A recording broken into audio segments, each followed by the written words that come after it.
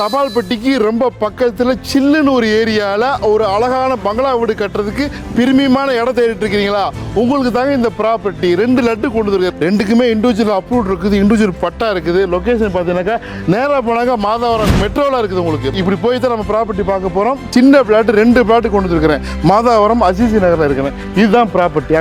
கால்நடை உட்காந்து இருக்குது பாருங்க. நல்லா நீரோட்டம் உள்ள பகுதி, மழை நீர் நிற்காது. ரொம்ப முக்கியமாக 50% வரைக்கும் லோன் போட்டுக்கலாம். பக்கா சிஎம்டி அப்ரூவ்டு.